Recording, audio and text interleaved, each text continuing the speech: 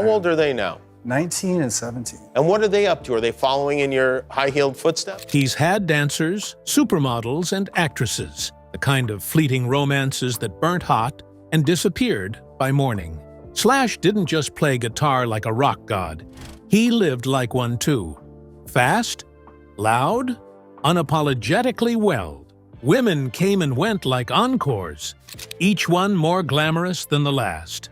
But now, at 59, with the chaos mostly behind him, the top hat-wearing legend has dropped a confession no one was expecting. After decades of headlines, heartbreaks, and backstage whispers, Slash has finally revealed who the real love of his life was. And it wasn't any of the women splashed across magazine covers. Slash's difficult childhood. Before the fame, the women, and the wild nights on Sunset Strip, Saul Hudson was just a restless kid from London, with a chip on his shoulder and nowhere to put it. Born on July 23, 1965, in Hampstead, he spent his early years in the quiet suburb of Blurton, Stoke-on-Trent, far from the chaos his life would eventually become. But the silence wouldn't last. At age 6, Saul left behind the rainy streets of England and followed his mother across the Atlantic to Los Angeles, California, where the world around him and inside him shifted completely. His roots were anything but typical. His mother, Ola J. Hudson, an African-American fashion designer and costumier, dressed legends like David Bowie. His father, Anthony Hudson, an English artist, moved in music circles as well, designing album covers for stars. Slash, as he'd later be known, came from two very different worlds, black and British, and he knew it. He once reflected on the irony of being both. How British musicians often imitated black Americans, while black American artists seemed to chase British cool. For him, it wasn't an identity crisis, it was fuel. While his mother chased careers and contracts in LA, young Saul bounced around. First raised by his father and grandparents in Stoke, he later rejoined his mother in the US, only to watch his parents separate in 1974. The fallout made him a self-described problem child, a title he earned honestly. He lived with his mother but often stayed with his maternal grandmother when his mom's work took her on the road. Those early years in LA meant more than just school and survival. They also introduced him to a world buzzing with celebrities, tagging along with his mom to fittings and backstage moments. He caught glimpses of the rock world before he ever picked up a guitar, and it was around then that Saul became Slash.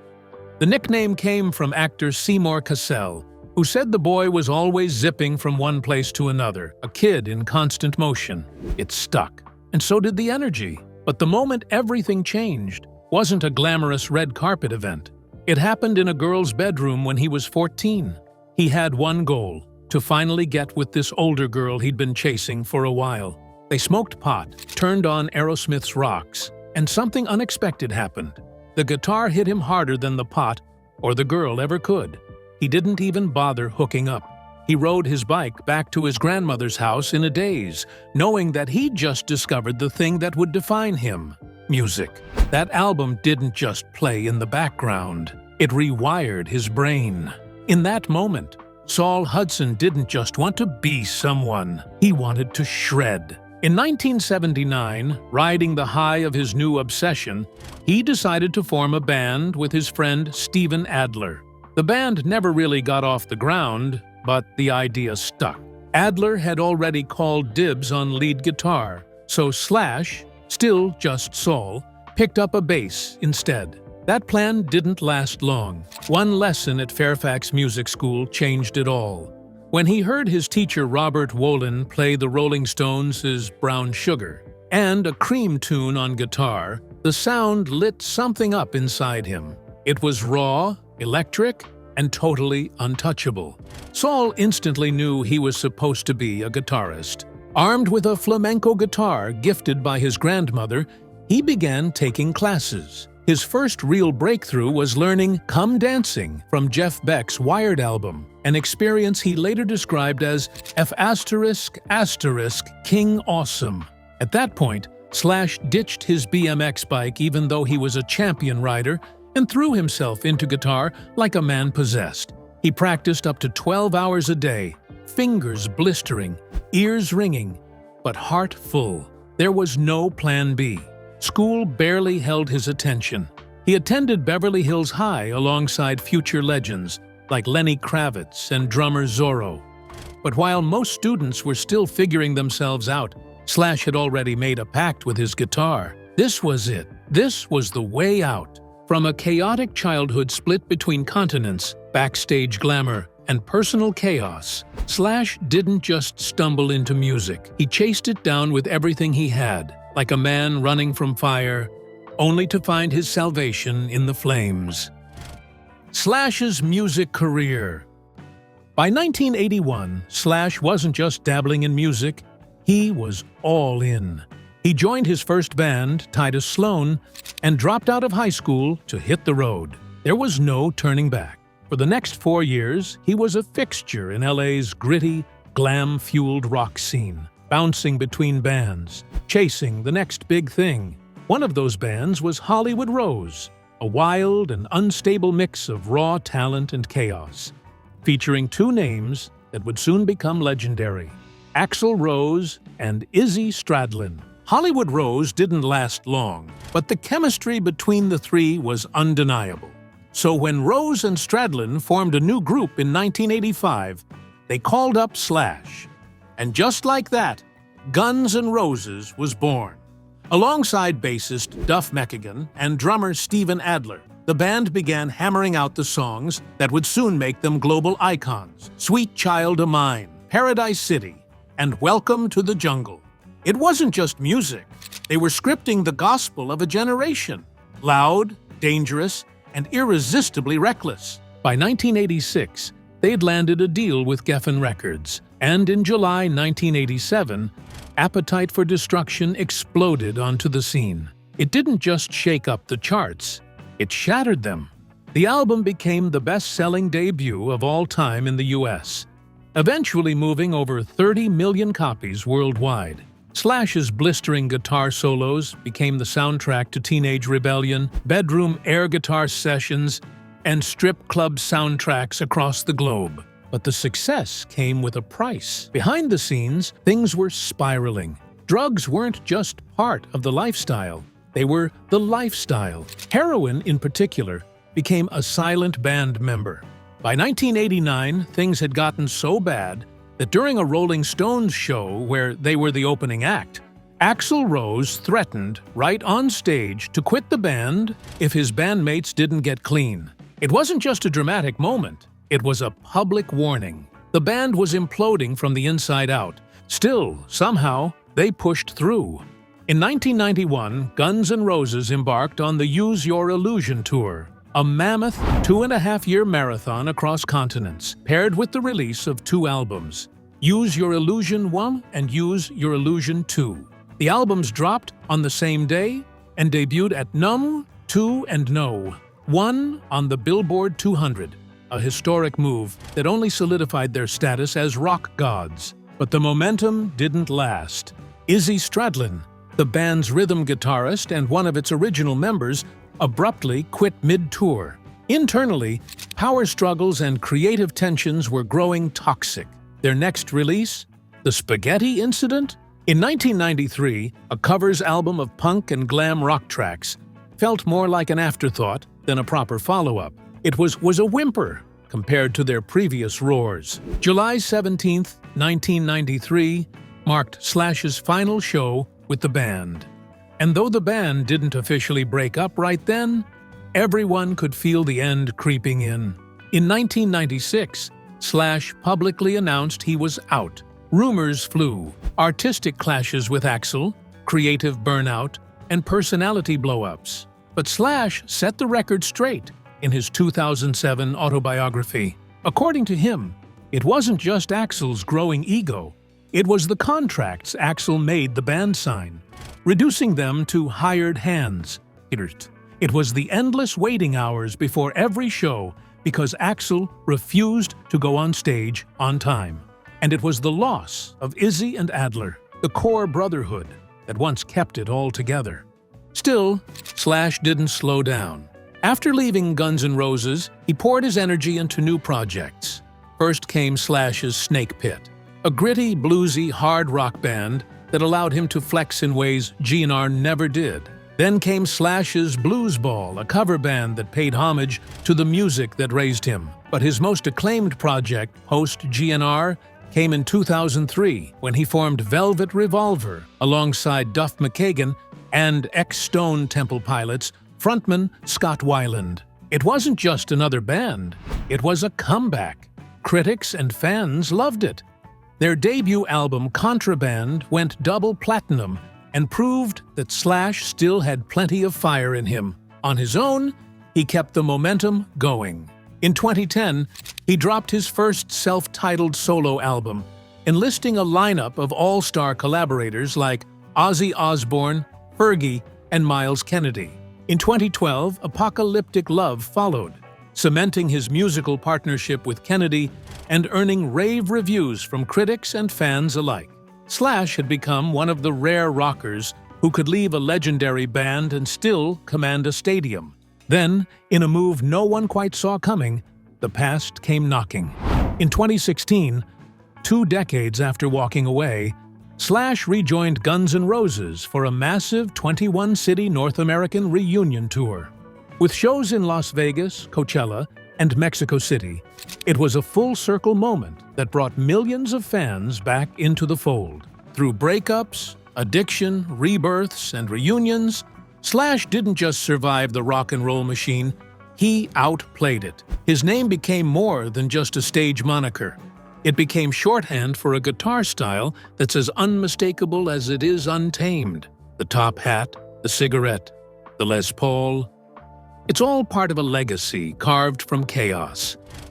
Slash's addiction. In the 1980s, if there was one thing almost every band had in common, it was the addictive use of substances. One of the most haunting examples of Slash's addiction came in the early 90s. During what should have been the prime of his career, he had injected himself with speedballs, lethal combinations of heroin and cocaine, and collapsed, completely unresponsive, in a hotel hallway.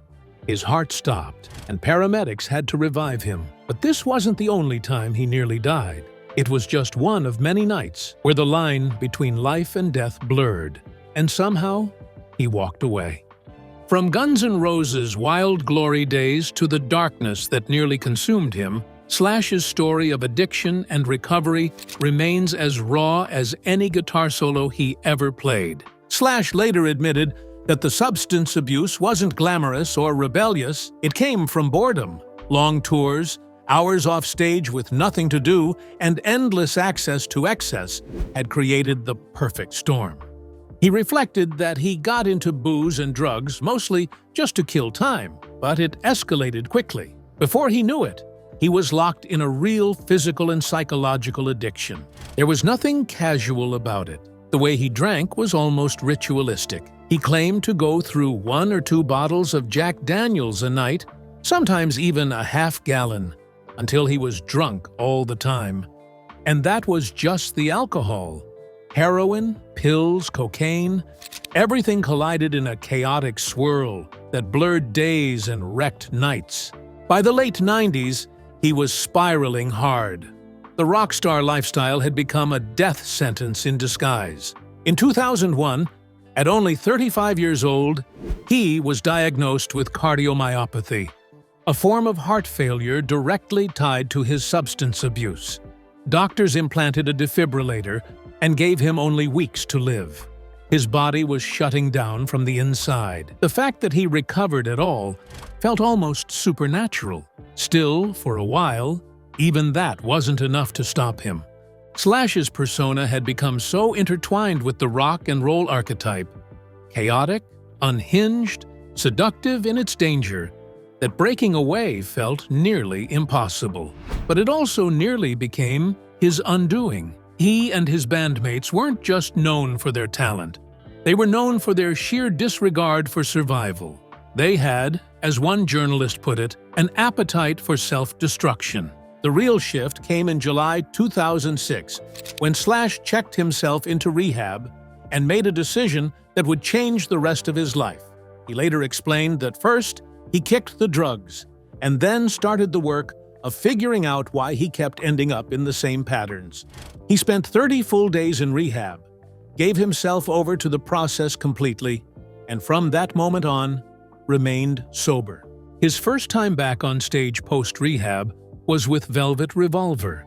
Still new to sobriety, still adjusting, but alive, clear-headed, and for the first time in years, fully present. That moment became a turning point. Looking back, he acknowledged just how lucky he had been. He recognized that he could easily have died or landed in prison. For years, he woke up in hospital rooms with no memory of how he got there. Eventually, the frequency of those near-death experiences made something inside him snap.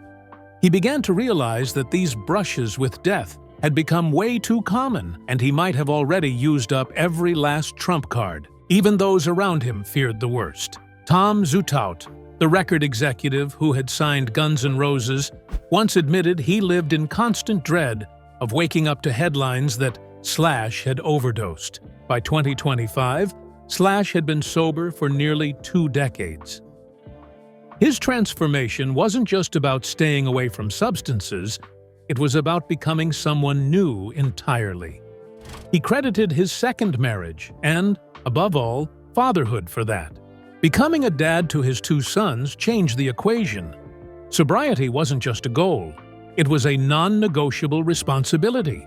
The old life of chaos didn't fit anymore, not with tiny humans watching his every move. He had once risked everything for the high. Now he was risking everything to stay grounded for them. Slash's love life and messy divorce. Just like his music career, Slash's love life was once loud, wild, and messy, just like the music he played. He dated models, partied hard, and lived the kind of rock star life people read about in tabloids.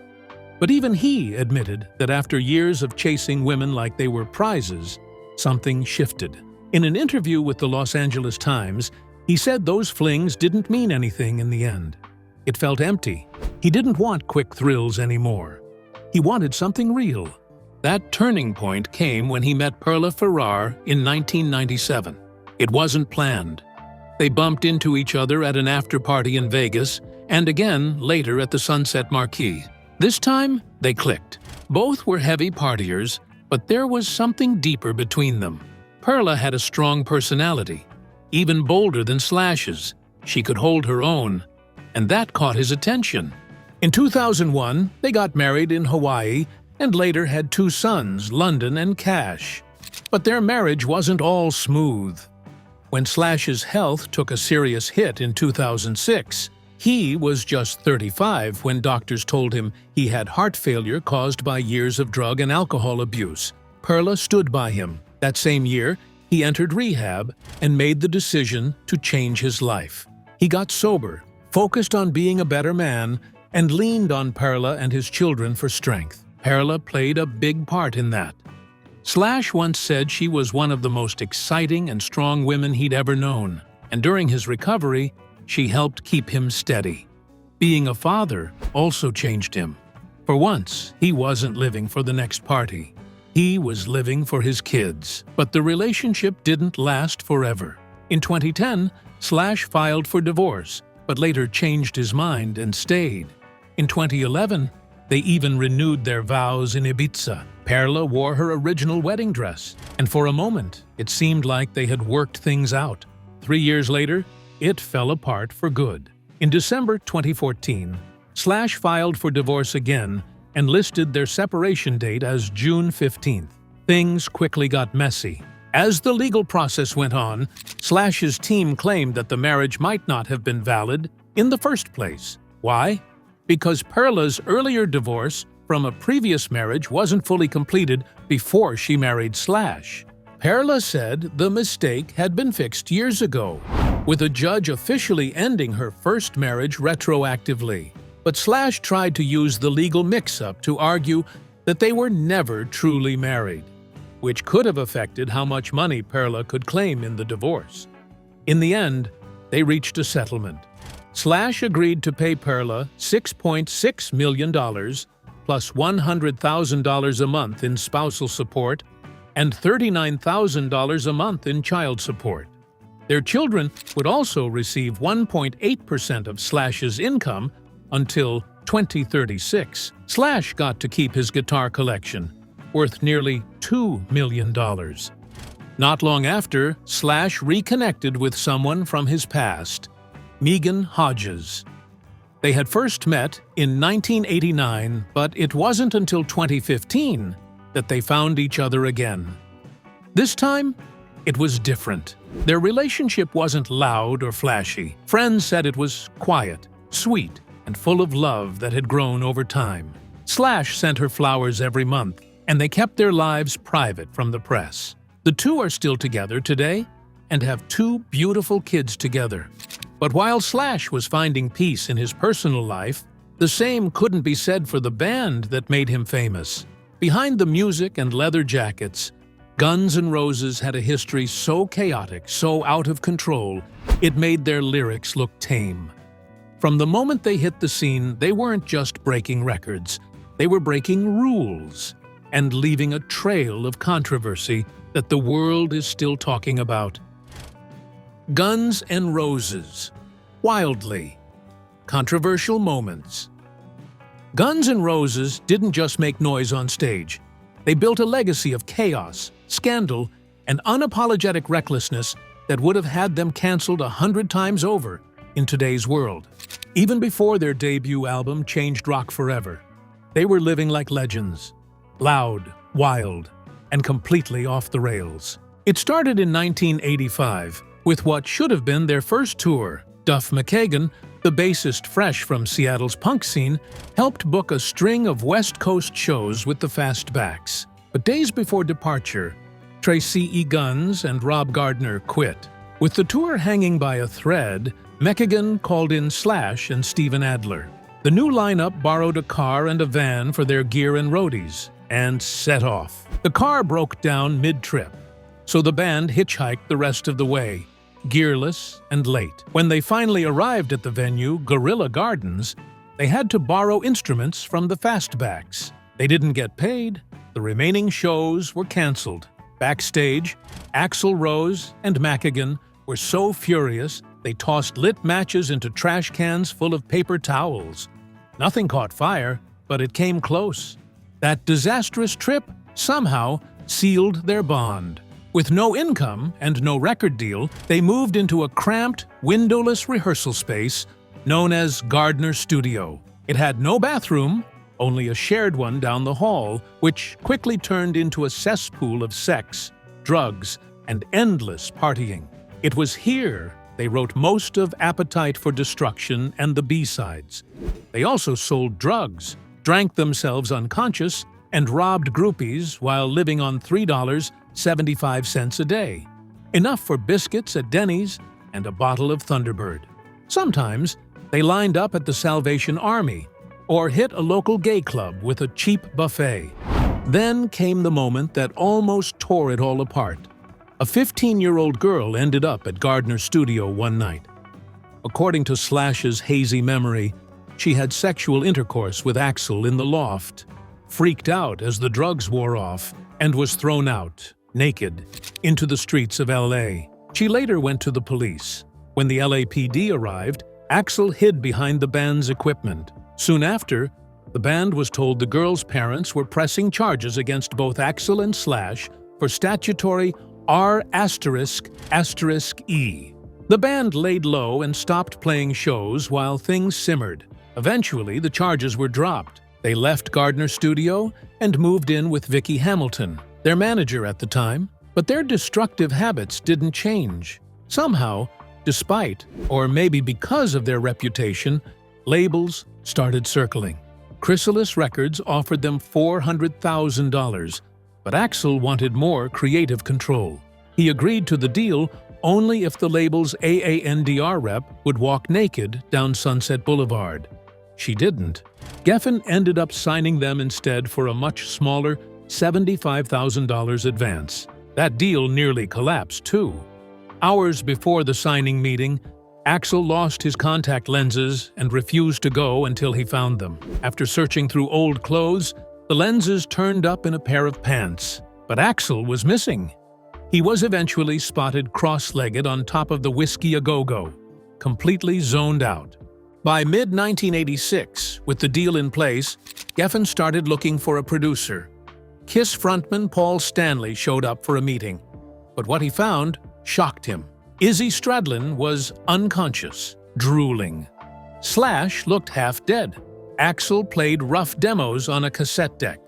Stanley offered a few suggestions on the song Night Rain. That was enough for the band. Slash later spread rumors Stanley was gay, burning the bridge with a flamethrower. Violence and chaos were just part of the brand. At a show in Hollywood, a girl in the crowd sprayed beer and tossed bottles at the band. Axel responded by hitting her with a mic stand. The girl turned out to be fellow musician Bob Forrest's girlfriend.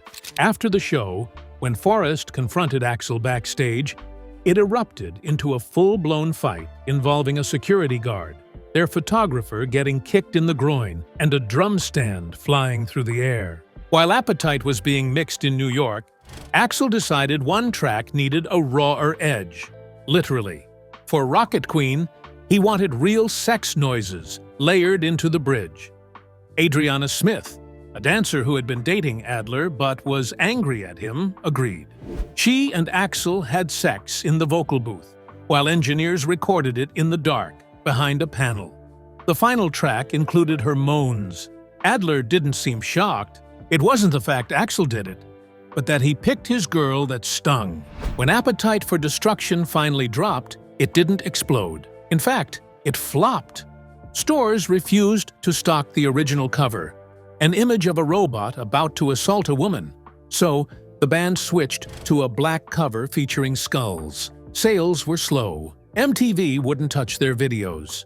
The album debuted at number 182 on Billboard. At that rate, Geffen was ready to cut their losses. But Zuthaut, their AA Ender rep, begged David Geffen to intervene. Geffen called MTV himself. Welcome to the Jungle got a single 4 a.m. airing. The band threw a party to watch it, complete with cookies and milk. Neighbors called the cops. When the sheriff arrived and saw the innocent scene, they shrugged and left. The video caught fire. MTV added it to regular rotation. Sweet Child O' Mine followed. Within a year, Appetite hit number 1. The band that almost went down in flames became the biggest in the world. Looking back, it's staggering how close they came to blowing it all. They picked fights, got into legal messes, insulted industry giants, sabotaged their own deals, and pushed limits with zero restraint. But somehow, that madness became magic. Appetite for Destruction would go on to sell over 30 million copies worldwide, and Guns N' Roses would become one of the most iconic and notorious bands in history. And maybe the wildest part? They did everything wrong and still got it right. But Slash has since come a long way from his wild, drug-fueled days. Now he's mostly at home unwinding and building a beautiful life with his wife and kids. But while Slash might be settled now, we can't help but wonder, who was the love of Slash's life? In a 2011 interview with The Guardian, Slash was asked a simple question. Who was the greatest love of his life? He didn't pause or try to be poetic. He just said, "My kids." But the real story of Slash's love life is a bit more complicated than that. Because if you look closely, there were two women who truly left their mark on him, Perla Ferrar and Megan Hodges. Both shaped him in different ways, at different points in his life. And both mattered. Perla Ferrar was the woman who came into his life during the wildest years. They met in 1997, and their connection was instant. She was bold, outspoken, and just as fiery as he was. Together, they partied hard. But when things got serious, so did their bond. They got married in 2001, had 2 sons, and tried to build something real. When Slash faced a health scare at 35 and checked into rehab, Perla stood by him. She supported him as he worked through addiction, cleaned up his life, and learned how to be a present father. Slash once said that Perla was one of the most exciting yet loyal people he'd ever met. With her, he didn't just find love, he found stability for the first time. Their marriage had its ups and downs, including a very public and messy divorce. But for over a decade, she was the person he leaned on. Then there's Megan Hodges, the woman who came before all the fame and returned after it. Slash and Megan first met in 1989, back when Guns N' Roses were still rising. They had a spark back then, but life pulled them in different directions. Years later, after Slash's marriage ended, they found their way back to each other. This time, things were different. The chaos was behind him. The tours, the headlines, the rehab, the divorce. It was all in the past. And what Megan and Slash built was quieter, simpler. They weren't making noise in tabloids. They were living, posting sweet notes, sending each other flowers, and holding on to a love that didn't need to be loud to be strong. So when Slash said his kids were the greatest love of his life, he wasn't wrong. But if you really want to understand his heart, you have to look at the two women who helped shape him. One who helped him survive the madness, and one who helped him find peace after it. Which amongst the two women do you think is the greatest love of Slash's life? Share your thoughts with us in the comments below. Don't forget to like, share, and subscribe. Also, click the next video shown on your screen. You will enjoy it.